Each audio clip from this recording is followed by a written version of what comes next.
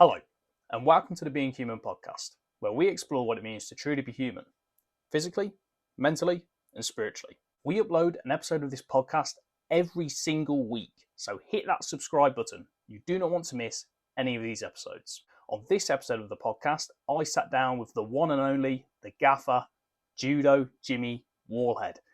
Judo Jimmy, for those of you who do not know, is former Cage Warriors world champion. He has been fighting professionally for about 20 years at this point. He's fought everywhere there is to fight all over the world. He's fought in the UFC, he's fought in Bellator, Cage Warriors, Bamma, KSW, you name it. He's one of the most experienced professional mixed martial artists to ever come out of Britain, and one of the best as well, for many people's money, including mine. Jimmy's done a few podcasts over the previous few years, so I wanted to try and make this one a little bit different to those that he's done before.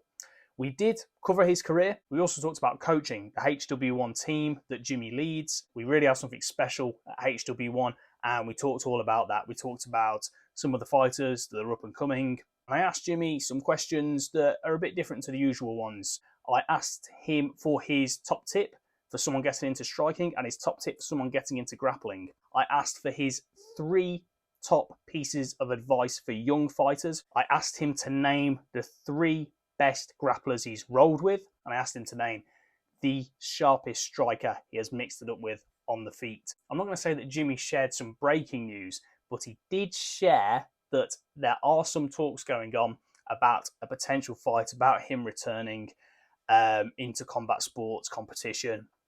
I'm not going to say any more to it than that. You'll have to watch the podcast in its entirety to hear him talk about that. But yes, we talked about his retirement and whether he is in fact retired. Obviously, it's always a difficult thing to hang up your gloves, and we talked about that as well. This was an amazing conversation, of course. Jimmy's the man. What more can I say? So sit back, enjoy. If you do enjoy the conversation, then make sure to hit that subscribe button, like, comment, share the video as well. Support the channel, support Being Human, be part of the community, help it grow. Thank you for watching, thank you for listening, and thank you for supporting Being Human. But to start off with, we've got to do the most important question first, and that is, who on the HW1 fight team has the best haircut? Oh, you bastard. Yeah. And you're not allowed to... Is this recording as well? This is recording, yeah, we're live. Oh, you fucker. We've got some horrific haircuts in this gym. Yeah, you're not allowed to say Jake Wills. But the best? Yeah, the best. You're not allowed to say Jake Wills, because he's the obvious answer. Yeah, I mean, Joe's is like, reminds me of young Arnold Schwarzenegger. We've got Spunky, I don't know what he's got going on. Josh won't rate it, but sometimes I debate Josh's haircut. Who else we got? We've got some banners, haven't we? Yeah, man. If we was to give an actual myself, my massive receding hairline and my super high fade. If we were to give a serious answer, maybe like Togan would be like a legitimate. Oh, what answer. with the braids and the he's actually got cool hair. Yeah, no, he's got good hair. Yeah. I'm trying to think, Chris now. Yeah, I suppose Nathan. Probably got the best hair. That's probably nice. But a little pre-warn, I could have thought about this in depth. Yeah. Really, that was just to highlight how horrific. We need a team barber, really. I think we do. Yeah. Maybe this office. Yeah, we could convert it. Why are we in this office anyway? You fucker. Yeah, we're in this office. So we're in the gym. We're meant to be doing it in my usual setup, but we're not. Because I just locked myself out of it. Yeah. I forgot. Yeah, you didn't know that. I forgot. You didn't know that. I didn't clarify. Yeah. So with that said, with that highlighted, let's go back to the start. Talk me through the experience of your first fight. First, say pro MMA fight. It was just your first MMA fight, wasn't it? Because there was no amateurs back then. No, I think it was actually classed as a semi-pro fight. But it was 5-minute rounds, it was 3 rounds, just no elbows, but headshots on the ground. So I actually fought them rules quite a few times throughout my career, like M1 Global and a tournament I fought in Holland as well. So I fought them, that rule set, quite a few times about the elbows. Okay. But everything else the same, just so basically it was a pro fight, but it was actually classed as a semi-pro back then. I didn't think that was around very long, but I believe the fight was classed as a semi-pro fight. What can I remember about it? I remember it was at heavyweight. I weighed in about 95 kilos. I think I wasn't super fat. Probably fatter now. And I was against a guy called Steve Matthews, Steve Cherry Viper Matthews. And he'd fought Bisping and Andy Costello at the time, I believe. It was I think he finished after me. He was over 3, but he was a big army lad. I think he was a chef in the army, if I remember correctly. Sorry if I'm wrong, Steve. I ain't never seen him or heard from him since, but he was a nice guy. We just had a little chat after and stuff. But I just remember, sold loads of tickets, and I just used to fight on adrenaline, get mad angry, and just go out and fight. Very, very, very raw, very naive to it all, I guess. And just when I started swinging and took his back and did like a half standing rear naked choke, it was horrific. It was absolutely horrific. But you finished fight first round. I think it was like 15 seconds. Yeah. Very quick. I think people were still smoking at ringside and stuff back then as well. It was like, when was it? What was the date? It was I don't know. I look on my phone. It would have been 2005. Yeah, must have been 2005. So early days. So the UFC had been around for a while, but not like the modern era was very new. No. Yeah, I used to watch me and my still one of my best friends to this day, Adam Welford. We used to go judo every week as kids, and we'd go in town. We'd get his dad to buy us a UFC VHS, and we'd sit and watch it since UFC 1. So I've always watched it since the beginning. You know what I mean? And extreme fighting with old Conan Silveira fighting on it and stuff.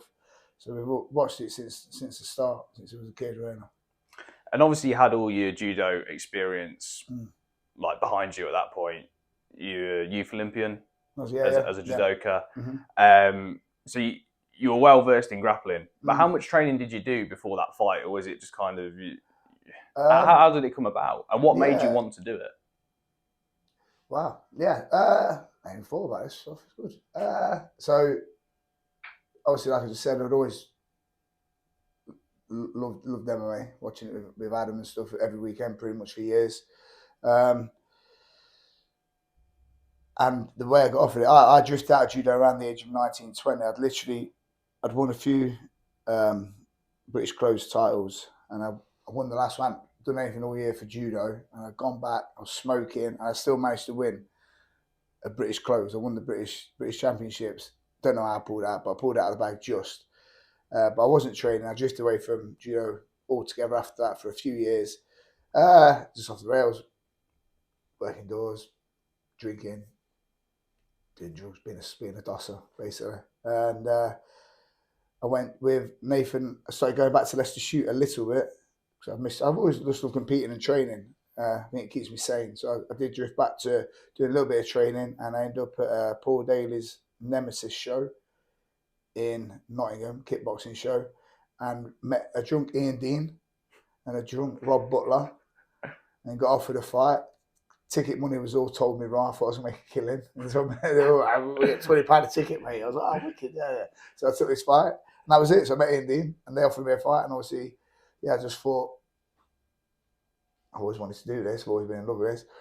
And that was why I took the fight. So you were a fan first, really, before a fighter, even though it was very early days. Yeah. And I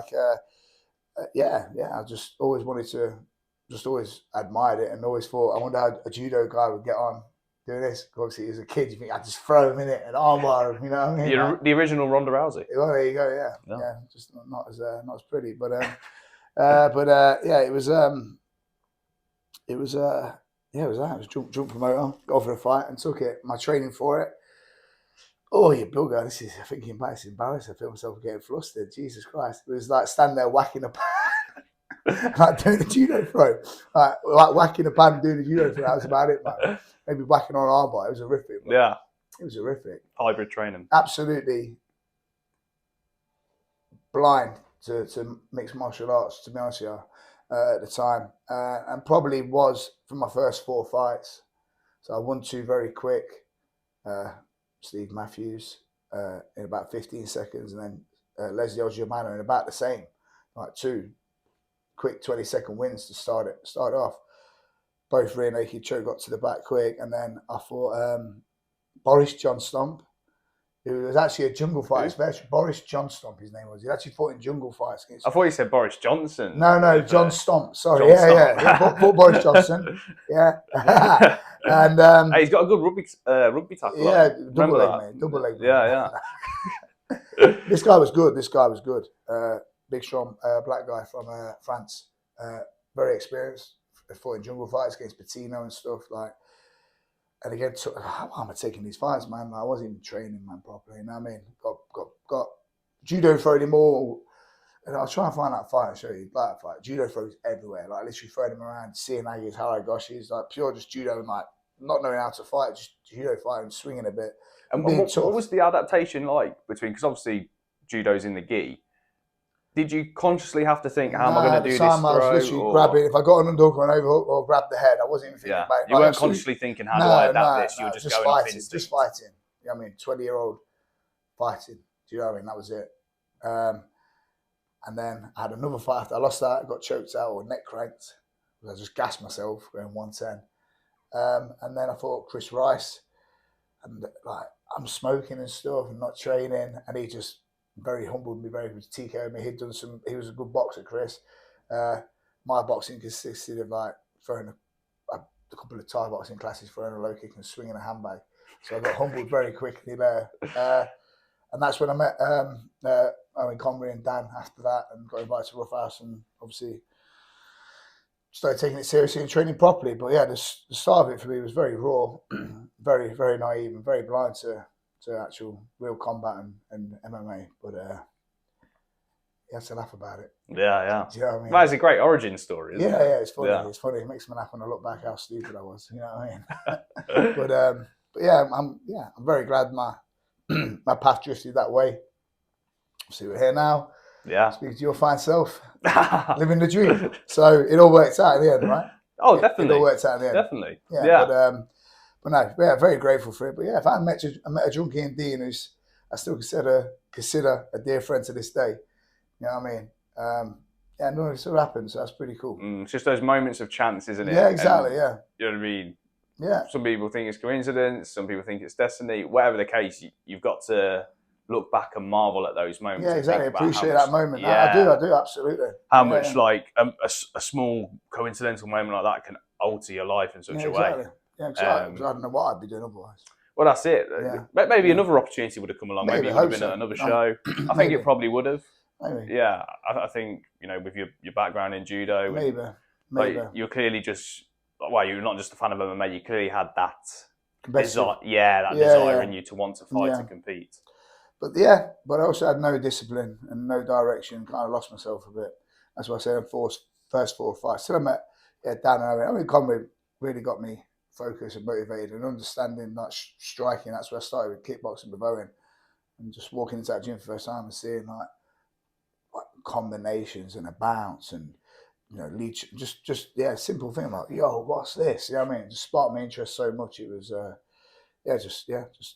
and then stopped drinking, obviously around that time I met my wife and stuff as well, and just the stars aligned around that time. My wife meeting Owen and Dan, and just led me into this path in my life. So let's go into that, because that's the original Rough House, like Rough House 2.0, if you will, I guess. Yeah. But the original Rough House, what was the gym like? Because I remember like Dan telling the stories on the squad that like it was literally like phone booth warfare. I'm guessing it was a pretty small gym, pretty small mat space. Yeah. What was the training like? What were the facilities like? And how did you progress under that team? Yeah. Well, we didn't have a gym. It wasn't a gym. So Paul would do his striking with Rupert. Somebody who has to do his striking elsewhere. Me, Dan, quite a few of the guys did our striking with Owen. Notts County, West Wing or West Stand, in like a squash court. And then, so it wasn't even a purpose-built facility. No, I had mats down most of the time. Yeah. But and then the hall at the end, we'd always go into like an hour circuit and then an hour pads, then like an hour spar. A few times a week, killers. And then we'd go Leicester shoot and do our weights there and do our weights at Leicester, and then we'd go. Where else would we go? Lee Livingston's gym, Bushido.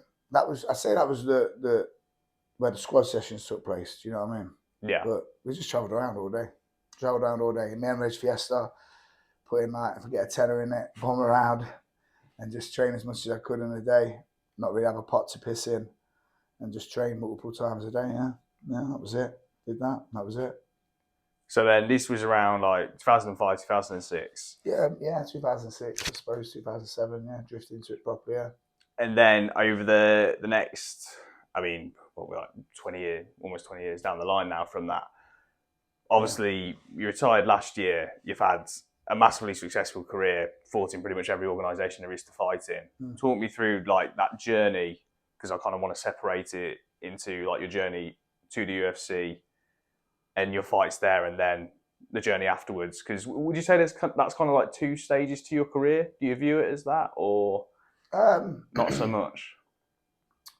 I don't know, man. The whole career was very confusing, and like at times I was meant to be in the UFC and false promises, and you know, I don't know, from being on the Ultimate Fighter and as an alternate to winning. Being told when I beat Che Mills, I was going to be in the WEC, and then I won the tournament in Holland, the 4-man tournament, guaranteed me a contract in Pride. And then that never materialised because I never put pen to paper. So the UFC bought that, I didn't get in then. Then I signed with the IFL, the UFC bought them, but that never happened because we never competed. The British Bulldogs, Ian Freeman's team. Their name I was remember off the cuff. They're about 8 or 9. Yeah, a lot of opportunities. Loads of reasons. I got just a bit ridiculous. But really. I'm guessing at what point when you started fighting? Sorry, just to rewind. When you in those early days, did you kind of very quickly from the start think, I want to go to the UFC, I want to be straight at the top, or was that something that came later? At what point did you think, I want to fight in the UFC, I want to fight the best in the world? Yeah, I think from the beginning, I think I wanted to make this work and test myself to the fullest. That was always the goal. And obviously it didn't go to plan. I remember getting to that first UFC fight, and I've hit a really good run of form. I done the Shoot Fighters, like probably the best decision I ever made in my career. They got me to the UFC, and they've, whatever I am as a on the Shoot Fight, 10-3. I've got a really good record. But how many fights have you had at this point, and how many years of fighting? Yeah, years. By the time I got there. Yeah. Like almost 15 years. Yeah, absolutely. Yeah, well, what have it been? Yeah, well over 10 or 12. Very deep. What have it been? What year was it? 2016. Yeah, so 12 years. You know what I mean? To get there. I just remember. Always had performance anxiety at certain times in my career and stuff. Suffered it quite bad in my early career. But then, you had to win a fight. I had no money. Like getting that few £100 win bonus would pay rent or give us. So I always felt I was a lot. But I went in I was fighting for a dream and stuff and following a career, but I was also fighting to feed a young, bring money for my wife and my young daughter and stuff. So, this was your job. This was your way of providing. So like added loads of pressure to me, and certainly not making excuses, but there was a lot of other things as well. My own aspirations of doing well at it, and just loads of like performance anxiety within myself. But yeah, when I got to the UFC, I hit a good run before that was Shoot. I'd like some good knockouts, beat some good guys, beat the number one contender in KSW at the time. Not a guy out the ring, beat Suarez. Obviously, I got knocked out by Danny Roberts. I thought the fight was going well. I got knocked out. And I fought Suarez next, who had a war with Danny Roberts, and I walked through Suarez within like a minute since joining Shoot. And I was like, found a really good groove. Mox, Ribeiro, can't remember who else I beat. I beat one more as well. Oh, Kovalev, when I went out and fought him for Kadyrov. At the time he was number 7 Russian. The fight in Chechnya. Yeah, so I hit like with a mad, tigers in cages next to the crazy octagon. Place. Yeah. So I'd hit like a mad run of form, beat a top Russian, beating really good guys. I thought that's it. And then I got signed by the UFC when me and Joe were getting married in Florida. And I was like, this is it. And I think I had when I got back from my holiday and the wedding, I had like 2 or 3 weeks before the fight. But I trained my ass off on holiday, running like hell, and Versa climbers, found somewhere over Versa, just shadowboxing. So the training for it wasn't great for the UFC debut. Because it was short notice, right? Yeah, short notice, yeah. But I took it. I thought, I've waited 12 years for this opportunity. You know what I mean? Can't turn it down. Can't turn it down, really. And I think I was in good shape, and I probably came into the fight a bit too light, whatever. Loads of excuses. But the main thing I remember is just the pressure I felt walking out. I just remember feeling, oh my God, I waited 12 years to get here. And quickly going over it, signing for the UFC was probably one of the worst things that ever happened for me. Do you know what I mean? Obviously that fight and that experience of losing that. And the next fight, the eye poke, and the stars couldn't be further from aligning. And then obviously the failed drugs test.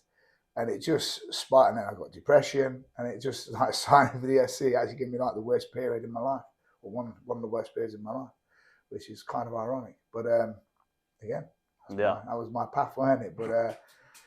But yeah, so be careful what you wish for. Isn't it? I waited a long time to get there, and it actually didn't work out. So yeah, so that's it. You perceive something as like the fairy tale, as the dream, as like the end goal. What's going to be like your golden era, and for some people that works out and that's great, and then for some other people it doesn't work out, but then you have like a complete different experience, a complete other experience, period, era, where everything does align, everything's clicking, and you never even thought about it or foresaw that. And I kind of feel like that's what happened after you left the UFC. So you didn't get released, did you? You asked to... Yeah, I wasn't released. Oh, sorry, you didn't get cut. You asked to be released. No, sorry, I didn't get cut. Yeah, sorry. Yeah, you didn't get cut. You asked to be released. Yes. Yeah, I didn't get cut.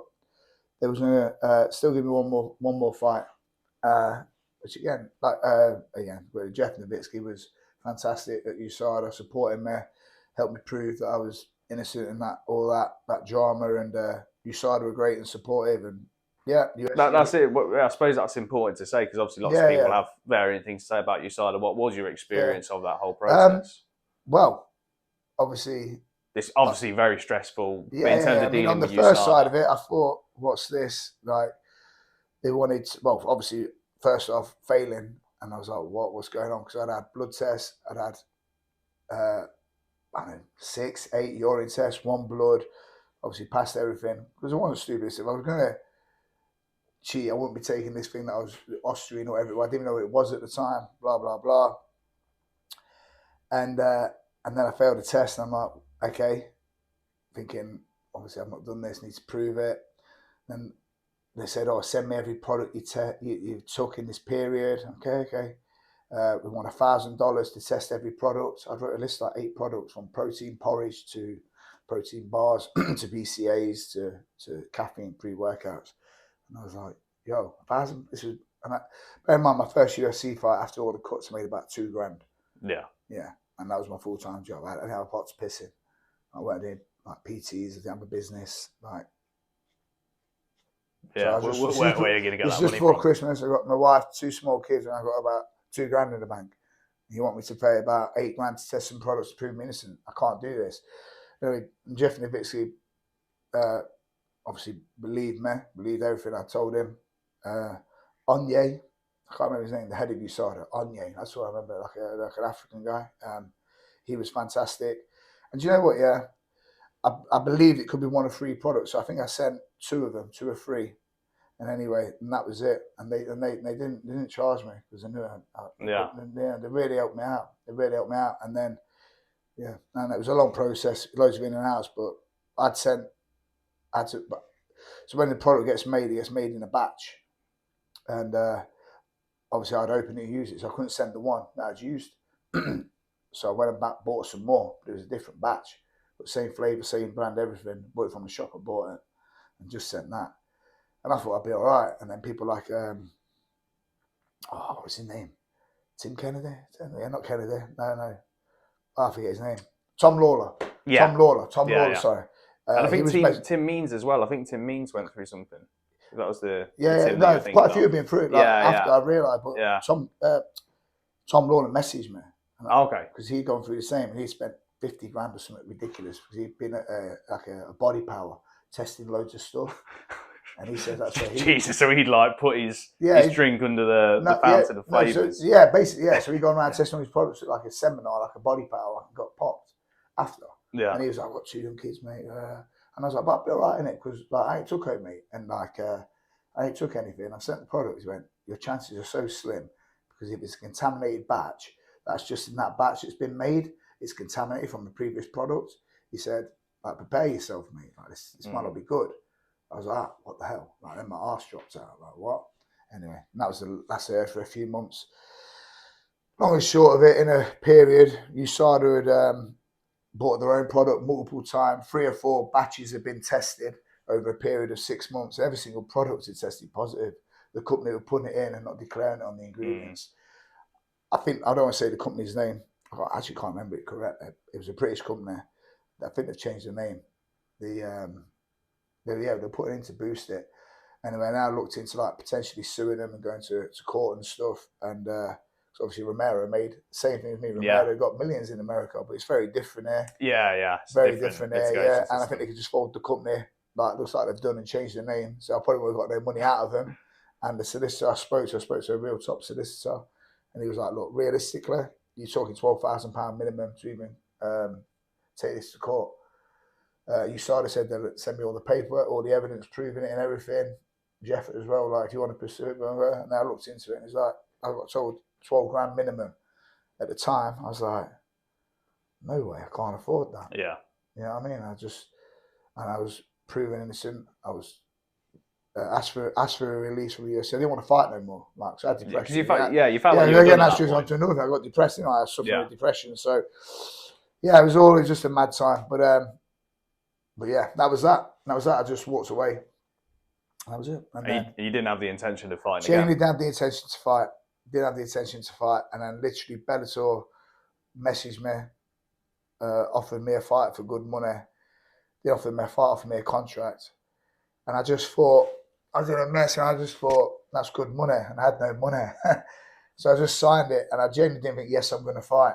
I didn't think I was still, like, I don't know, but I signed it anyway. Because what's the harm? Yeah. Do you know what I mean? What's the harm? They've offered me. You're not going to fight say, anyway. No, and then in a month's time, you think, you know what, I do want to fight, and that offer not being there. So I signed it. And then, yeah, over time, started getting out of depression and took a fight, and yeah, started again, and had a really good run, and got all the way to beat some good guys, and got to the Cage Warriors World Title. And you had like what, a 5-6 fight win streak? Yeah, 4 or 5, weren't it? Yeah. And turned it around and got to where I wanted to be. Something I always wanted to achieve back in the early days. I always wanted to be Cage Warriors World Champion at the start, before UFC. But obviously Dan was always my predecessor. You know, he was the guy there before me, so I was always like, you know, the guy behind Dan, and Dan was all the champions at my weight. And that was brilliant, you know. Some of the best times of my life, watching Dan win them titles and being, you know, on these undercards and stuff. So I never thought about, but I always thought, one day I wish I get to be Cage Warriors World Champion, because I thought it was so cool. So whatever it was, 20 years later, come full circle. I got it. So that was the icing on the cake at the end of, certainly after all that UFC and you know, all that drug stuff and bad experiences. It was nice to go and catch that in my career anyway. At least I got that. What do you think changed for everything to kind of like click and fall into place in that period, in that win streak? Was it something, do you think it was more a mindset thing where you were kind of in life as a whole just in a better place? Or do you think you'd kind of figured something out in terms of training and your style? No, I think it was mental. I think the performance anxiety dissipated a little bit. The only time I felt a bit weird was the Reese fight, a lot going on, and all this. I put things in my head, the last dance and all this, and again, not making excuses, but puts a lot of pressure on it though, doesn't it? Yeah.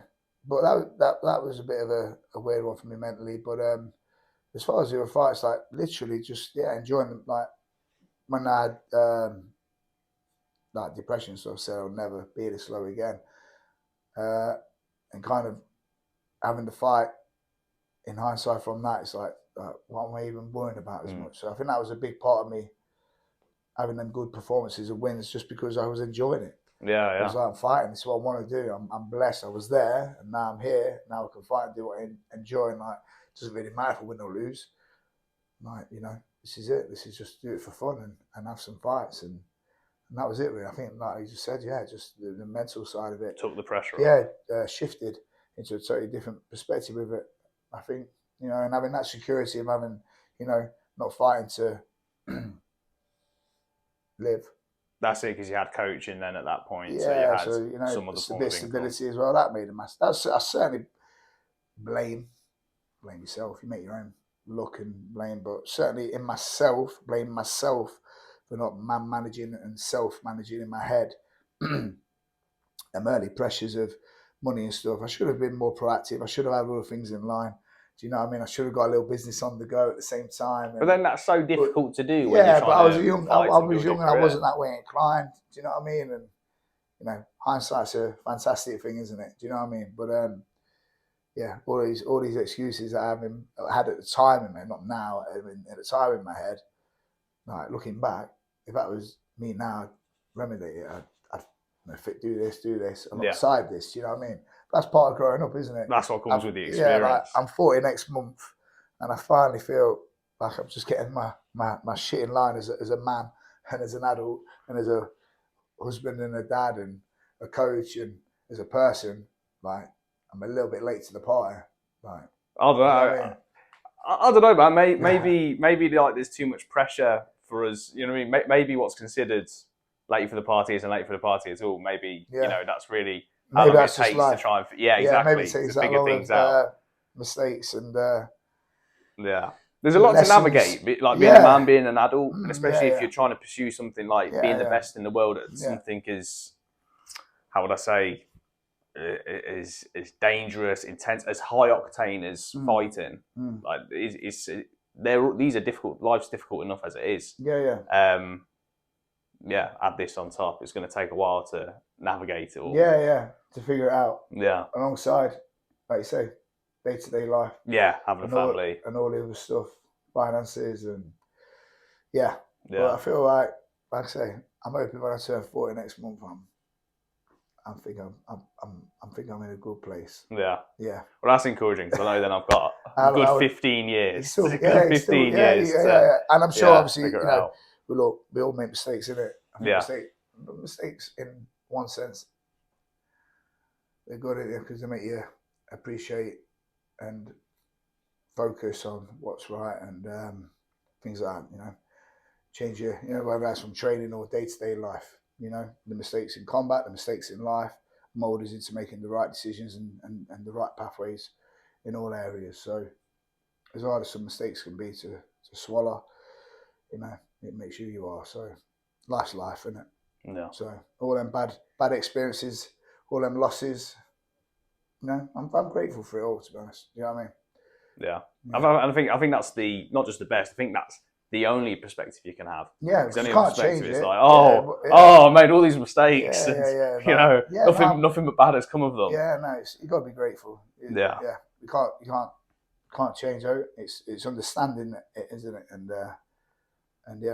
And making the changes. That's what I feel like. You know what I mean? Yeah. So that's where I'm at the minute. So then transitioning from fighting to coaching, and we've already alluded to this, obviously, you know, at the start you weren't coaching. It was something that came in later and it obviously had its benefits. Talk to me about when you started coaching, why you started coaching. Did it just kind of come about by chance? You were becoming more experienced and people were looking to you for coaching and guidance, or did you kind of actively think, I want to start coaching, I want to start taking classes? What was the process and when did that happen? Bit of a conflicting answer, because I think I went into the coaching to have some sort of income as such. But then on the flip side, I was 16, I was Paul Bennett was my coach at Market Bosworth, and he was getting a bit older. I was coaching kids and adults at Market Bosworth Judo Club. I was running that club at 16. I was like the main coach there at 16. So, and I loved it. My mum and dad said, always remember how much you love coaching. I can't really remember it, but I know that happened and I did that. And I think I've got that coaching inside me. I do enjoy it. I do enjoy coaching. Obviously doing it along the fighting, it was more of I think, to at the start anyway, to give me some sort of income. And obviously over the years, it getting more serious and the lads were getting good fighters and it just progressing. It's that snowball effect. Yeah, kind of drifted into being everything for me. Do you know what I mean?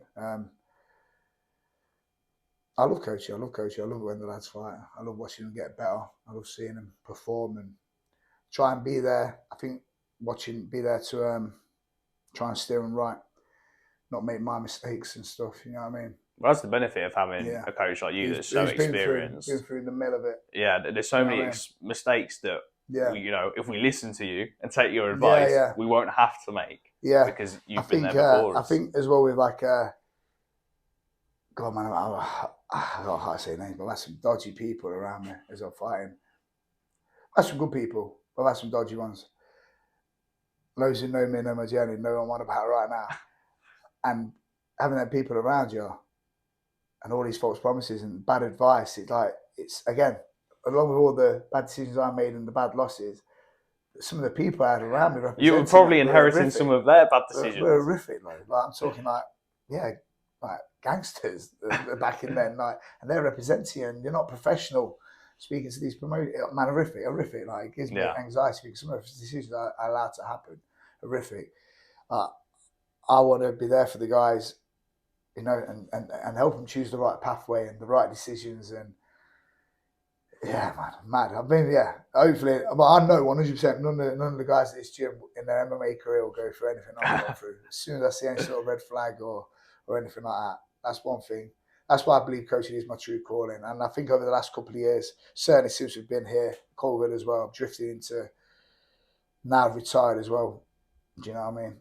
Retired as well. I've drifted into, drifted into this is my day-to-day job. I love it. The lads are doing really well. And I'm excited for my future as a coach. Do you know what I mean? I'm excited for my future as a coach. And every day's good, isn't it? You know what I mean? Try and better myself, and obviously got myself going back to London now. I want to keep evolving as a coach, and I constantly learn off them boys as well, and just keep trying to bring bits and bobs back. And I feel like me and Joe are a really good team, complement each other well. Obviously, Joe with his fantastic jiu-jitsu and my scrambly wrestling and pressures and the MMA side of it. I just think we bounce off each other really well as a coaching team. I think we do a good job, and I think it shows on the mats. The lads in all ranges, from striking to wrestling to the ground, the jiu-jitsu ground, obviously winning competitions like yourself, but you strike well even though you don't think you do. You know what I mean? You move well. I think everyone's solid all round. MMA fighters and jiu-jitsu fighters, I think they're good. They're good at both, and I think we're doing the right things. And it's very exciting. And I think some of the guys, this next couple of years, Chris going pro, Jack going pro, Ella going pro, Jake and Zach in behind, and it's exciting times. Yeah, isn't it? Johnny Olt's looking fantastic. I don't want to forget anyone's name in it, but as if Josh is going to get back onto it seriously, and so much talent in the room. It's super exciting, and I believe 3 or 4 years we'll look out out that window on a Wednesday morning or Wednesday night, and we'll have guys in the top promotions in the world and doing really well, and hopefully making a living and a career doing what they love, and me and Joe can carry spit bucket and have some good experiences and some good victories, good nights with them. You know what I mean? That's what I believe that's generally going to happen. Yeah, no, I do as well. And just kind of to go off on a tangent that I quickly, like a memory that popped back into my head. Obviously, like that's all great, but I think what we've already got is so special in the sense that, like when I first started training, when I first came up to Colville, which was like 4.5 years ago now. Yeah, it would have been, wouldn't it, with COVID and everything? Yeah, it's mad, isn't it? But I came up, like I had my training contract done in London set with a law firm. I was just getting back into training, like as something to do in my gap year. Yeah. And to me, I was so like financially focused, so money minded. Yeah. That I remember like starting training, and at first I was like, these guys, like they're dedicating their life, and like I don't know, like they don't seem to be worrying about me. Like it was strange to me. It was novel to me. I like couldn't understand it. I was like, they're so happy. They seem like so filled just to come to training every day. Yeah. Not thinking about like how they're gonna make this amount of money. How they're gonna get to this step and this step in life. And then very quickly, like I got it. Like because I fell in love with training so much. With you guys, like I said, under yours and Joe's coaching and the tight knit group that we have. Yeah. Like I completely fell in love with training, as you know, and I very quickly realised, of course they're not thinking about money. They're just enjoying coming to the gym every day. training and fighting, of course, competing, getting better. But yeah, I got that very quickly. So I think it's so special that we have something where you can take the money, take the career, all of that out of it, and it's still worth it to come here and train every day. But then add that back in, and like we've got so much to look forward to, so much to be excited for coming in the future. It's a very special thing. Yeah, I think so. And yourself as well, what you went through to follow. You know what I mean? To be it was a pretty rogue move. Pretty what? Rogue. It was a pretty rogue move. Pretty brave, but very admirable, mate. Absolutely. I mean, I'm chatting about it, but see what he did. Obviously, he was. And I think there was maybe some of the revert or like the same thing on your side, because I think you should to understand why I wanted to give that up at first, didn't you? Because it was like a stable paycheck. But money comes and goes, innit? Exactly. And happiness. Exactly. You weren't happy. Yeah. So what's the point? And you took a step which I'd say 99% of people wouldn't. So it's very admirable. And you're happy. And look, it's all worked out. You've got, a good job. You're doing Again, the stars aligning, like coincidences. I mean, so he's very admirable, mate. I do think that. I never told you that. Thank you. But I do believe that. Cheers, man. I was for that. I appreciate that. I'd love to say it was like some really brave decision, but it was purely for the fact I could not stomach. Yeah. You know what I mean? It wasn't that life compared to the the life I'd been living before it. So I'd love to pretend it was like really courageous and stuff, but it was like necessity to me. Yeah, I was like, I can't live like this. I can't go from the life I've had. Yeah, no matter how much money. We actually talked about it in the car on the way back from the comp. Because you were set to have some very, very good. He was on good money. Yeah, bro. But as you progress, I know you was on very good. Very in good. fact, like literally almost to the day, it'll be 2 years next week. Would mark the date that I would completely finish my training, and it would be a sizable jump. Yeah. It was good money anyway. But it would be a sizable jump. Yeah. And to me, like that, it's just proof in the pudding, because I don't think for a second, I should have stuck it out. Yeah. And on the way back from the comp in the car yesterday, we talked about like how much money would it, would you live in? We were talking about China, like Nathan X moving to China, and Joe was like, me personally, I wouldn't want to live in China. I said, no, not for me. Me either. And Max said, not even for X amount of money. And I said, I couldn't live in London for X amount of money. Yeah, exactly. Yeah. And it's I suppose it's not just reassuring, but not a relief. Well, how would I describe it? It's good that I'm not looking back and thinking, fuck, I made the wrong decision. Like, why didn't I stay there and sell out for the money? Like, there's not a day that goes by where I regret the decision I made. It was the right decision. And like I said, for me, it wasn't like something to me that was brave and courageous. I just thought, it feels like necessity to me. Necessity, but still brave to take the step though. Yeah. Yeah, I know you said it was necessary, but you still took it. Like, you know what I mean? You still did it. It's not easy.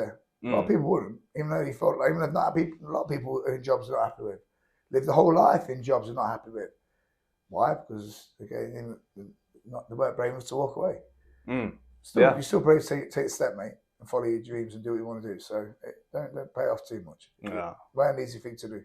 I appreciate even that. Even though you was unhappy, it's still fucking a hard thing to do. 100%. You know what I mean? And I'm just glad that everything's going well for you with this and work and your training. It's good, man. Yeah, well, like again, going back to the same point, would I have made the same decision if I'd been training, doing a bit of training in my gap here at another gym, where I'd go, I'd train, I'd learn some moves, get better, develop my craft, but I didn't have the same kind of brotherhood and community as I did here. Would I have made the same decision? Probably not. Not. And I do think we have something special there. Yeah, I do believe that.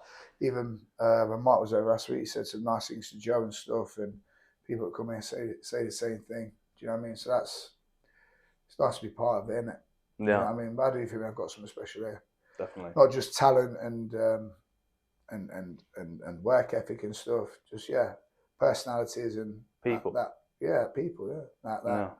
core of love and respect between us all, isn't it? Do you know what I mean? I think it's important. Do you know what I mean? Certainly makes it, when you walk into the gym, you can, you hear horror stories about some gym and you walk in, it's edgy and attitudes, and we really haven't got that here, so we don't want that here. So that's, so it's good. It's good. It makes me happy that I know people are happy, and yeah, do you know what I mean?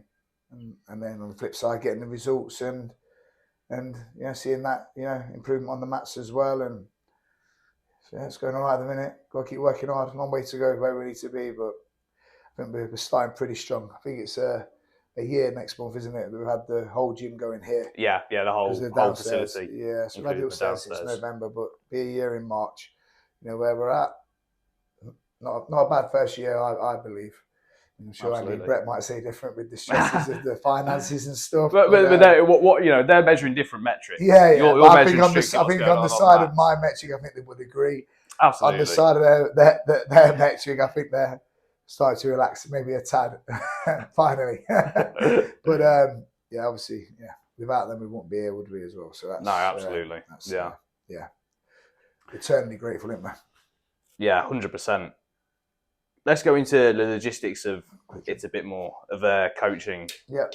Like I said, this isn't something that's relevant at the moment, but fighting and coaching, how difficult is it to balance those two endeavours?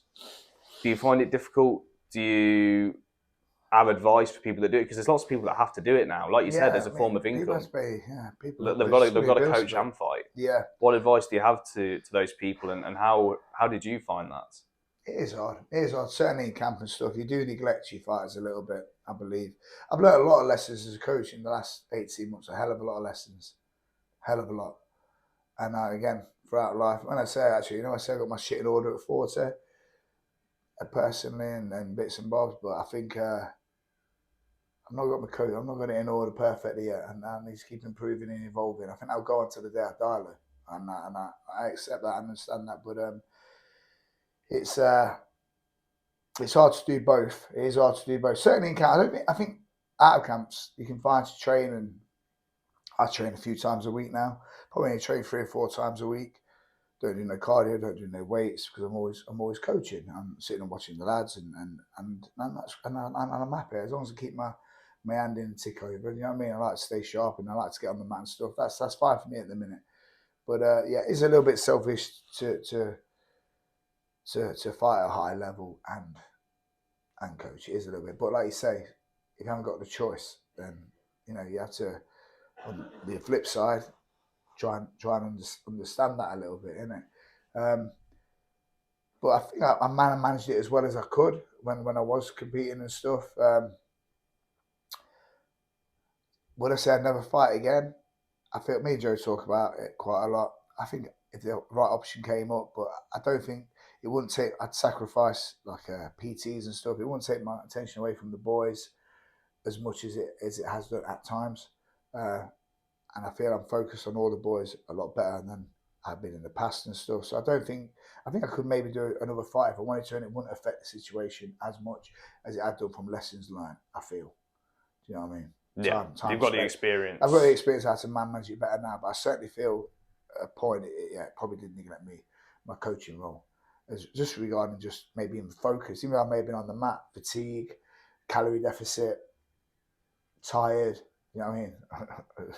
Half conscious, whatever it may be. Do you know what I mean? I feel the same thing, even in small fractions, it affects it. So, but on the flip side, if I did get offered a fight, if I'm still capable at my age, if I did get offered a fight and it was right, would I take it? I couldn't say no. I think I may, because I love to compete. And whilst I'm still physically able, I think if I got offered something that I'm able to do and it could give me some financial stability, I think I'd regret not doing it. Do you know what I mean? And I think I could manage it a lot better than I had done in the past. So that kind of answers it. I think so. So I think, I think it does obviously affect your coaching role if that's to do your sole job well. But yeah, I guess from a logistical standpoint, because you're trying to basically balance 2 jobs, but as well, I mean, like I said, I'm not even fighting MMA. I'm just grappling, and for me, when I've got big comps, big matches coming up, mentally, I'm in so much more of an intense and selfish place because I've just got that tunnel vision. So imagine from a mindset perspective, that's maybe even more difficult than the logistics of it. Would you say, or like you said, there's so much going on? Caloric deficit, fatigue from sessions. Yeah, I think it does that. Like I feel terrible with calorie deficit, and all that jazz, and just fatigue. It's a lot of training, but I think I can make it work if the right thing. I got offered something the other day, and it did tickle my fancy. Okay. But we'll see. Time is not right. I booked me and my missus' 40th trip, and it's only a few weeks after that.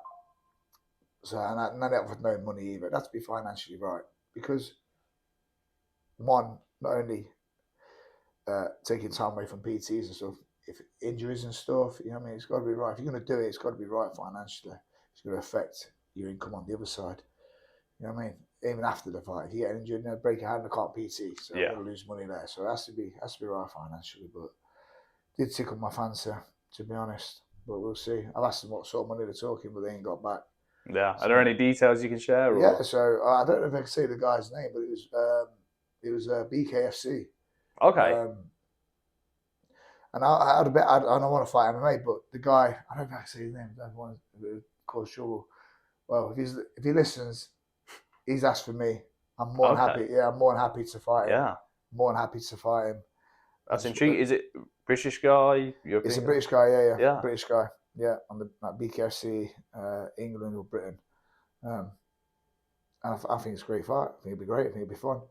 He's trained elastically. He's trained at shoot before, so I know a bit about him, and so I'll be more than happy to drop down to £165 to fight him.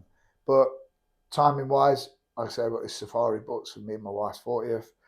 3 weeks after, it needs to be paying well, so I keep my diet good on my safari, or a later date, or the conversation needs to go a little bit deeper than me just saying I'm happy for him saying he wants to fight me, and he's being respectful of it. I believe he's being respectful of it, and I'm being respectful back. I think it'd be a good fight. I think it'd be a fun fight.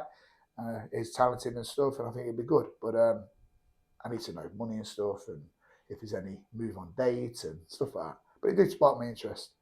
And if all the other stuff aligned, would I do it? 100%. But it's got to be right. Got to be right. You know what I mean? Yeah. But it would be good. It would be good. I've always thought about doing I can see the excitement in your eyes as you're saying it. Yeah. I've thought, when was it called, about the bare knuckle, hadn't I? It was like... Yeah, it was on the cards before, wasn't it? Yeah, it was tinkered and mentioned a couple of times. And then Cage Warriors came. Cage Warriors came, and the bare knuckle they offered me very good money. And yeah, the money was better there, and the opportunity and stuff. So if the stars align, we could do it. We'll see. Then can you say I've done pretty much everything then? Yeah. Do you know what I mean? Well, yeah. On that note, I have some quick fire questions, and this wasn't going to be the first one, but on that note, I will ask this as the first one. If you could only choose one discipline to train for the rest of your life, just one discipline of martial arts, what would it be? One of the MMA disciplines. One discipline. Yeah. Truthfully, never going to hear the end list. Where I am now? Jiu-Jitsu. I knew you were going to say that. Yeah, Jiu-Jitsu, yeah. I'm loving my Jiu-Jitsu. I love Jiu-Jitsu. I love my Jiu-Jitsu. I think I'm rolling really well at the minute. I feel really good on the ground.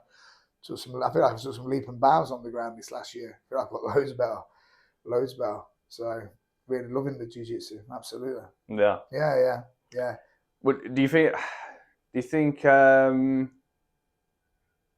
Yeah. Why do you think that? Do you think it's because of not that striking is not intricate, of course it is. But you know what I mean? Like jiu-jitsu, it has a certain kind of mental and problem-solving aspect. Yeah, I mean, obviously, but the striking does as well. Yeah. Of course, and the wrestling as well. I mean, I love the war, I love the wrestling, and all that side of it as well. Yeah, but the jiu-jitsu, I think, is obviously your fundamental principles of jiu-jitsu, all your different areas, all your different scenarios, and your techniques and patterns. But then always someone is evolving a new variation, or there's something new coming out, or it drifts in a tangent of being more scrambly, and then it'll go to this, and it'll be more leg. And it's never static. Yeah, it never stays exact. Yeah, it's always evolving, isn't it? It's always changing. I know striking evolves and stuff, but I don't know. Just with the jiu-jitsu, for me, it's like, it's just the constant evolution. And like, when I go when I see Kev, unbelievable, next level, whoa, mind blown. Do you know what I mean? Like you see something like, wow. Or when I go to Alexis, like even this last couple of weeks, obviously it's all MMA stuff, but he's been showing me some stuff on the butterflies. And I'm just like, yeah, brilliant, like nothing I haven't seen before, but I haven't seen it before. Yeah. That makes sense. Yeah, And yeah. I think it's that. A different shade of a colour that I you've think that seen sums before. it up. Obviously, I understand the principle of passing the butterfly guard. I can pass a butterfly guard. I've had my butterfly guard passed and passed many butterfly guards. But you just showed me a way and understand they do it a bit different. I never thought of that. Or when I pass it, not sitting on my knees, sitting on it, and just that. Like, show me something. Even like, yeah, it's just that. It makes you smile. And I really enjoy it at the minute. I really enjoy the jiu-jitsu. A hell of a lot. And listen, if I don't fight again, I think I'd like to compete this year. Yeah. Yeah, I mean, we're in February. I think I'd like to compete this year. Come with you boys, and I was just want some of you guys Polaris, as a team. ADCC. Hey, Bill, just come and do something with you boys, isn't it? Just come out for the day out and do a comp. Do a comp. But yeah, I am missing competing, and I'm getting fat. You're not getting fat. For me, I'm getting fat. If I'm sitting around 92, 93 kilos and I've got this big belly here, that's me getting fat. And I'm not doing no cardio. So I think it's important for me to have, even if I compete in no-gi, it makes you live a healthier lifestyle. I 100% live a healthier lifestyle. My mental health's better as well. My own mental health. I'm always, obviously I've got to be always happy and stuff, you know what I mean? But like everyone, I have my down days. Do you know what I mean? In myself. Because that's just normal human nature. But I always got to be, try and be anyway. And what do you think it is about that? Because so many people share that. And I'll definitely share that as well. The need to be competing, not just progressive, but competing to have like a certain kind of happiness and fulfillment about you. What do you think that is? Where do you think that comes from? It's the challenge, isn't it? I think it's challenge. I think it's focus. Do you think it's like wired into us? Well, yeah, it probably is. I think it's wired into his evolution. I mean, if we didn't compete or fight or progress, we died. Yeah. And that's just how it was. Yeah, and that's still there, even though the world's changed. That's still there in us. That's in us, isn't it? And I think, that for myself, it's the goal set to have the goal, and the excitement of competition, just working for something. Do you know what I mean? It's just, and then with myself, certainly diet. Shocking, get a match, get a fight. I'll clean my diet up, and I won't drift, and I'll be good on my diet. I think that's important. Certainly, age of my, I think I need something because I've gone into a bit of a hole with my diet and my cardio. I've not done it in a long time. I think I need something to break the back of it, and then really appreciate and understand after that match, jiu-jitsu match, or after that BKB fight, to not do you nearly football. You'll be 40 by then. You're 40 now, Jimmy. Right. Not balloon up again, but I think I need something to break the back of it to make it an easy transition to cleaning my shit up a little bit. I think you could challenge yourself to do a 40-day fast. We've just started Lent. Yeah. 40 days in the desert, no food. Or you'd rather just fight? I think I'll fight. Yeah. I think I'll just be miserable doing that. Yeah. I'm going to be miserable doing the fight in the camp, but at least it's that thing to just... Yeah. Like Domino's is just around the corner from me, bro. It's like boop, boop, boop, on the phone, don't ring them there. Boop, boop, boop. It's like there 10 minutes. What's the number one cheat meal? I don't know, mate. I honestly don't know. I mean everything. Yeah. Yesterday I had a Chinese mum and dad.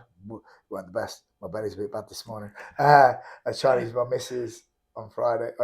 Just at home with the wife on Friday. I can't remember the day before that.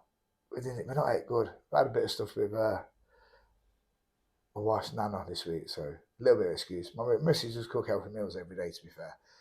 But I do eat shit before healthy meals and after. You eat that healthy meal, you just eat. So I'll eat a green bowl every afternoon. I eat pretty well in the morning every day, most days. And then it depends how I'm being. I might have a couple of packs of crisps in the afternoon. And then get home and have my wife's meal, healthy, nice meal. And then it'll be 2 or 3 bags of sweets or another pack of crisps after most days of the week. That's the general unhealthy. But this week, because we've been kind of busy with our nan, every night, last 3 or 4 nights, chippy. Had a kebab from the chippy. Maybe this is the key to success. What? Maybe this is what people are missing. What, the terrible diet? Chinese, chips. Yeah, but I feel like I had a couple of heart murmurs this morning. Definitely get back on the track of the diet there. I'm saying it's indigestion. I'm sure it may not going to feel like that. Yeah, it's bad. Get this man a match quick. Get this man a match. BKFC, send the right money. Do you know what I mean? On the topic of jits, this is another quick fire question I got noted down. And you can only name 3. Okay. It's a strict question. You can only name 3. The 3 best people you've ever rolled with. Oh, bloody hell. I don't know. Okay. And you can't say 3 and then start giving honourable mentions. So The top best 3. I've rolled, I can't even think. Obviously, it got to be Victor and Bradley because I trained them for quite a long time, didn't I? Well, as in rolled as in giving me, like, beating me up. Give me, like... Just like whoever you've grappled with, whoever you've rolled with and thought, yeah, like, they're good. There's loads. They're good. Yeah, obviously, there's loads that are good, but that's it. The top 3. So I mean, Victor and Bradley probably. Victor Estima, Bradley Estima. I can't think of another. To put in that 3. Yeah. Trying to think of someone that shoots. So many good guys that shoot. To say one, I don't know. Good question. I can't think. Kev as well. Kev, of course. Kev. Always had great rolls with Kev. Yeah. I'll say them 3. Okay. Yeah. Mikowski's going to be upset. Fuck. Of course, Paul. See what I mean? It's like Shane. All these guys that I roll with. Yeah, I've got to say. Yeah, there's loads, obviously. There's loads, but you said you 3. That was 5. No. That was 5. Mikowski, Shane, see, you did it. Okay. You did that. You said them. Technically, I didn't say it. I told you, I asked the question strictly, and then I purposely broke it. But there's so many in it. So many. I was going to ask you as well. You said for you, if you could only train one discipline for the rest of your life, it would be jiu-jitsu. I think so. For someone, let's say, a young kid growing up, a young man, whatever the case, for just someone kind of off the street, if they said, I want to train a martial art, but hypothetically, I can only train one, what discipline would you choose for like kind of everyone to learn? Would that be jiu-jitsu as well? I think, along the lines. I think if jiu-jitsu wasn't near him, do you know what I mean? Depends what's available to him, but I think any of the following, as long as it's a legit boxing club, would be good. You know what I mean? A legit Muay Thai, a freestyle wrestling club, judo. I mean, judo gave me a great childhood. You know what I mean? Because they all kind of serve the same purpose, don't they? Yeah. From a life skill perspective, they'll all teach you how to fight. Teach you how to fight, defend yourself, get fit, and give you discipline and direction. So I think any of them really, to a degree, I think they all serve that purpose. You know what I mean? I think it's just what's available to people is in location, finances, and what they prefer. I mean, maybe they like WWF, then try your jiu-jitsu, your wrestling, your judo. You know, if you're like UFC, you love to see people get and the way you're boxing, and obviously you're now striking route. Simple as that. And I think it's just perspective, isn't it? What you like, but I think all kids should be doing something these days more than ever. I agree. I agree. I always say like my sons, I want to have them because obviously looking back, what I wanted or what I wish I had, like they're going to be boxing, doing jiu-jitsu from like 3 years old. That's my idea anyway. Yeah. I mean, Georgia, she trained quite a lot. Yeah, but that's it. Yeah, because it's interesting to then hear it from your perspective. Because you said like you never want to force it on them. Never want to force it on Junior. Nah, I never wanted to force it on him. I'm gonna encourage him a bit more as of late. He'd be very good at school. A little bit good at school. A little bit. Not bad. Not too bad. But I think a little bit less Xbox, a little bit more training. He got into a real good groove. He was doing 4 days a week. And then he was messing around on the bloody head with behind. I trapped his ankle. Was off from it, like a bad ankle. And he's not really got back into the groove since then. That's been a good few months now. Yeah, I remember what happened. But he was doing really well with his training. And now he's back in the Xbox and not doing what he does twice a week. But I really want to get him back onto that because everything comes better. School becomes better. He's better at home. Everything's better when he's training. You know what I mean? And I wish Georgia would get into. Obviously, she's a girly girl and got a boyfriend and stuff. But honestly, if Georgia stuck at it when she was a girl, I remember taking her to London with me in school holidays. She'd come down, whilst I spar, obviously with Paige and all the guys down there. And she had been the boxing with a girl called Debbie Terrell, who was like ABA boxing champion. She'd be on the pads with Debbie doing a couple of hours. And I'll come back off after my spar, get Georgia and come home and she'd be buzzing. No, she got good hands. She's never really got into the grappling. Never wanted to grapple. Yeah. She did a little bit when we was at Colville when she was a kid, but I'd love them to do it. But again, I don't want to push them and. That's it. It's difficult, isn't it? I want them to make their own decisions. You know what I mean? In life, be there, obviously, with everything, but I don't want to push them too much. But maybe I should. It's an hard one, isn't it? It's an hard one. It's easy for me to say, someone that doesn't have kids yet. Yeah, I'm going to force it on my sons. I don't care if they hate me for it. Yeah. They're going to, be running up mountains, boxing, all of this stuff from get go. Yeah, eating liver. They're definitely going to be doing that. That's a non-negotiable. That is a non-negotiable. But then, you know what I mean? I guess I can only imagine, like, when you got, your own child, your own baby in your hands, you just can't, your mouth into butter, and instead of saying, you got to train, it's like, I don't want to train. Yeah. So I can definitely see, like, the other side of it. Yeah. Why you wouldn't want to force it on them. No, definitely not. I just hope right now Junior's getting to age, obviously his testosterone's kicking in and I hate saying this, puberty and stuff, becoming a man, around that age. How old is Junior? He's 13. Yeah. He's 13, so, he's around that age now. Hopefully, I hope he's... Yeah, you start... Hormones start that's it, over a all little start bit. cascading. I need to fight. I need to eat liver. A little bit, I hope so. Yeah. Maybe not the liver, but still, the rest of it. But again, George, man, she could have been good, man, I tell you. Yeah. Obviously, women's MMA is a lot more wide open than men's. Yeah. But she had some talent. Yeah. I hope she sees this. Spark her interest, but I don't think she won't take her fake nails off. That's it. Yeah. She won't take her fake nails off. It's a big barrier, isn't it, for a lot of girls? Yeah. She's a girly girl. Well, she was great. And I'm confident. You know what? If there's ever a situation where she had to fight, wherever that may be, she can throw a couple of punches and that's the most important thing, isn't it? Like the life skill element. Yeah, and she has done a bit of wrestling, a bit of ground. And she's strong, so purpose served. Yeah. If you convey yourself a little bit in today's dangerous society, then at least you got that. Rather than just, you know what I mean? Like she have a start and dig someone, then that's good, isn't it? Yeah, definitely. But I'd rather she be a full-time athlete than be UFC champion. But Junior's great as well, man. But he didn't like grappling. I don't know why they both don't like grappling. Oh, well, maybe now because you're getting more into the jiu-jitsu way of living. Maybe you'll show them the light. Yeah, he was at PTs. Honestly, before that ankle, mate, he was at PTs with Riley. He was giving the grappling a go. He was doing PTs with Riley every Friday. He was doing his striking. I thought, this is it. And he's hurt his ankle and just lost his love for it a bit. But hopefully we get it back. Because again, he moves well. And mate, it's in his blood. Yeah. He's always in both their blood. Yeah, so...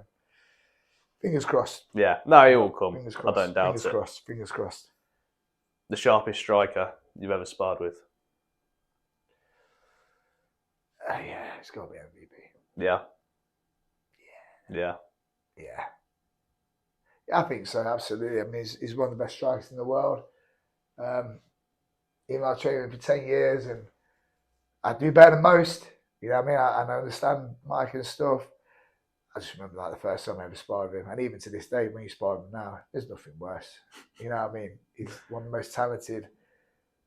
Michael's everywhere. He's fantastic at wrestling and on the ground as well, which people always don't appreciate in Mike. He's a fantastic, well-rounded fighter, and a lovely switched on dude. Michael, that's it, without a doubt. All your microphones. Oh, if it took a drop, is it? Yeah. There we go. Yeah, Mike, 100% back in. Good. No, still no. It's a little. Let me change it. Put on the other one. That'll probably be better. There we go. Better? No, it's gone down again. Come on, guy. There we go. Yeah, there we go. Perfect. Mastered it.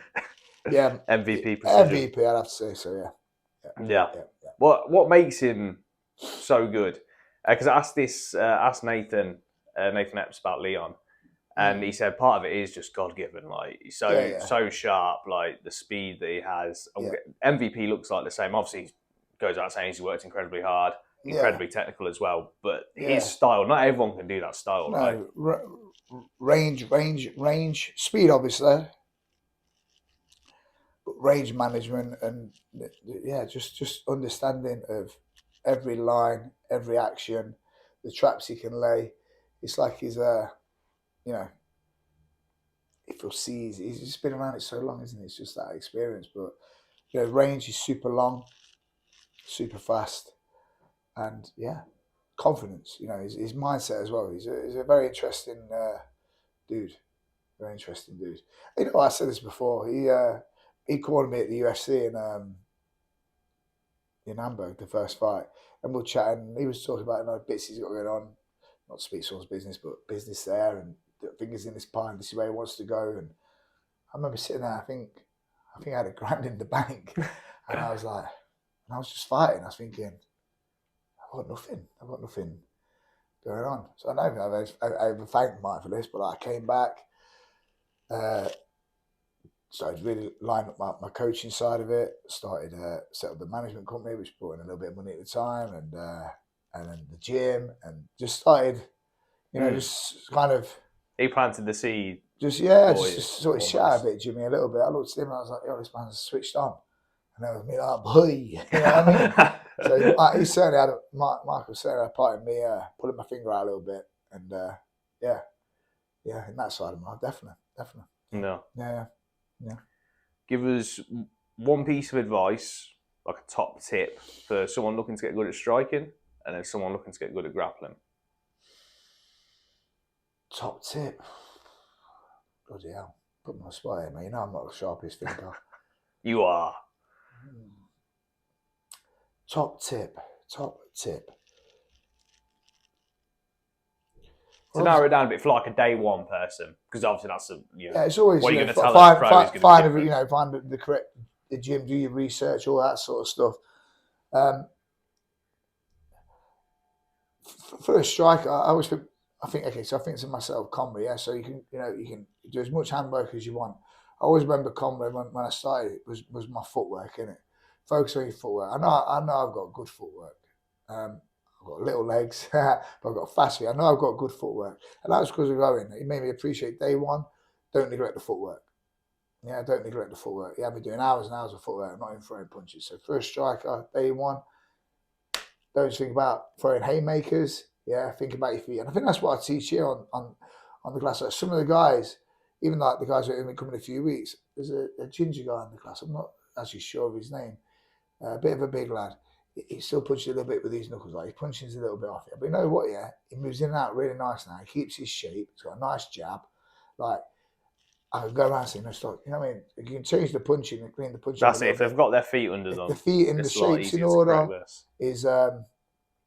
I feel like you're in the fight straight away, you know, to a degree. So I think for a striker, focus on your shape of your footwork. Yeah, that all right? I think that's a great one. I think so. And for the grappler, best word of advice for the grappler. Get juiced. TRT. No. Mobility again. Mobility again. Like, self maneuvers. You know, you think about it, you get on the mat, what do? You get them to shrimp. Yeah. I think people should, as soon as they start grappling, that's what we're talking about, right? Start grappling. Yeah. Mobilise yourself. Become confident shrimper, super fast, forward shrimp, back of shrimp, hip wiggles, bridging, rock ups, sit throughs. Do you know what I mean? Crossover, elevate to the shoulder, turn to your knees. All your really nail down quick, all your solo mobilizing movements. Because then when you start to know your techniques, you're already moving well without a human on top of you. I think that's a good day one focal point. Focus on moving yourself really, really well in all the realms. You know, even YouTube, jiu-jitsu warm-up movements or jiu-jitsu flow movements, solo jiu-jitsu movements. You know what I mean? Something like that, and just tick off, get your body moving in the realms that you want to be moving in without resistance. Yeah, boxing's kind of the same shape and movement without being punched and without punching. Well, that's it. And obviously, they are a bit different because striking, you move independently from your opponent a lot more than you do in grappling. But think about how much strikers shadow box, and then most grapplers do zero shadow wrestling. I've been thinking recently I need to do more shadow wrestling. Yeah, but I always have. I always have to do the mobile stuff. Yeah, you definitely have. Yeah, and then I think that's important. I always say if I'm teaching that at day one, I always say, you can't move on your own. You can't move on your own. What chance have you got with my fast laying on you? Do you know what I mean? It's like dancing, isn't it? Like you can't like dance on the spot by yourself. Not going to be able to dance with someone else, are you? Yeah, exactly. So I think that's important. I think people need to appreciate that and really, really focus on it. I think if they focus on that, then improve a lot better. Yeah. No, it's definitely something. You see, even now, like you see guys become a few weeks still trying to like push someone. You know what I mean? When it's just move, get onto your shoulder, not your elbow, your shoulder. Use your feet. Oh, it's easy. It's less effort. You know what I mean? You won't be able to come on your elbow because there'll be someone on top of you. So you can't. You know what I mean? But on your shoulder, you can come up easy. Stuff like that. And then we appreciate that. I think that's a decent answer. I think. Yeah, Good answer. Yeah, two great tips. Strikers, focus on your footwork. Grapplers, mobilise yourself. Yeah. Almost kind of take something from striking and do your shadow wrestling or shadow jiu-jitsu if that's a thing. Yeah. I think so. Yeah. And stretch.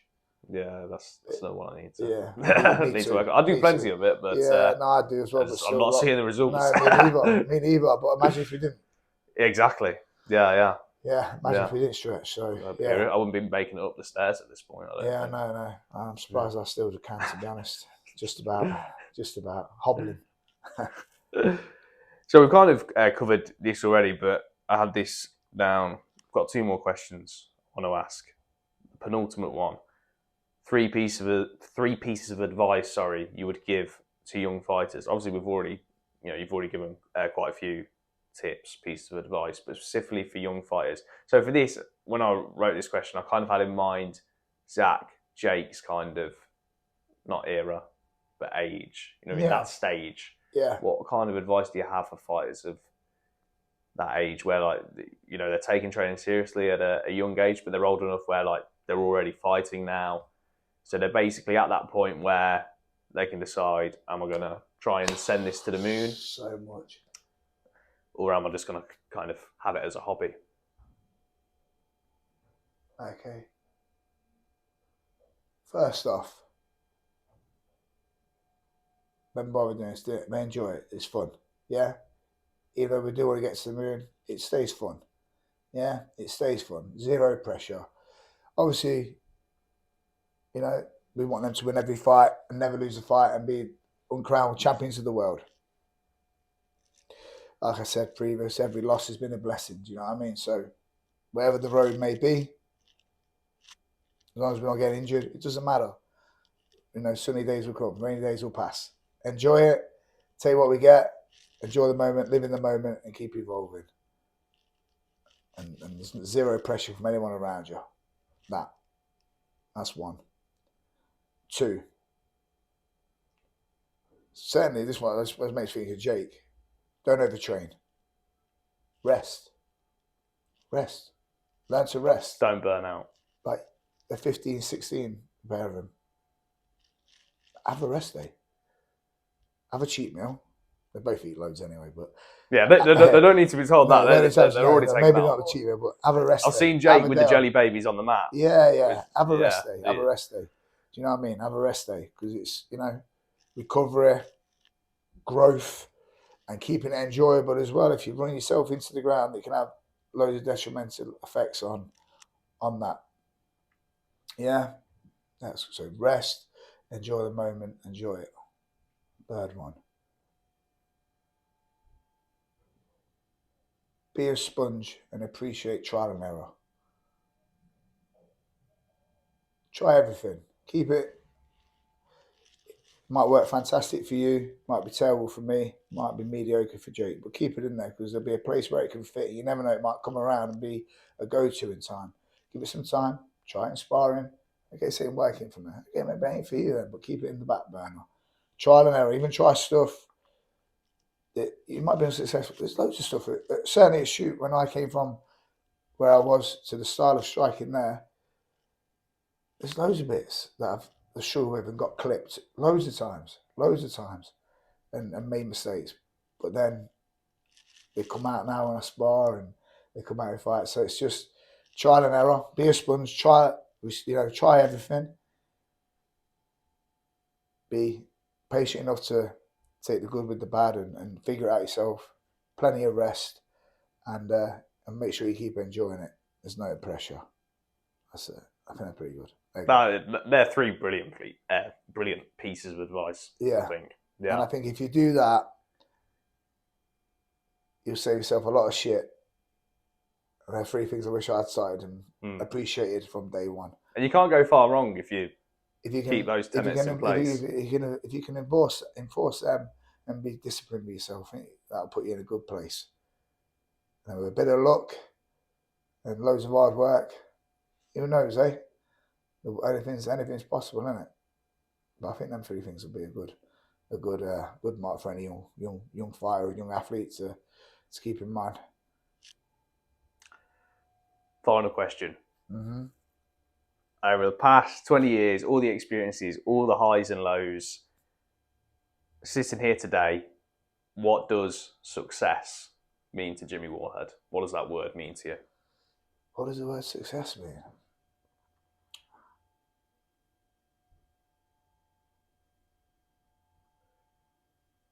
Just a happy, peaceful life. Yeah. Yeah. Just nice, happy normality. Yeah. Yeah, just being, And that might be found through, having 40 cage fights. The peaceful life, that might be your peaceful life, yeah, right? Exactly. Yeah. And all the shit and all that, just be happy. And obviously, now when I say that means, being in this place with everyone that's here and my wife, my kids, and, just happy. Just happy and peaceful. That's it. That's success, isn't it? Yeah, I think so. I think so. That's brilliant. Thanks, Cheers, brother. man. Thank you, man. Is that all right? Yeah, mate, that was perfect.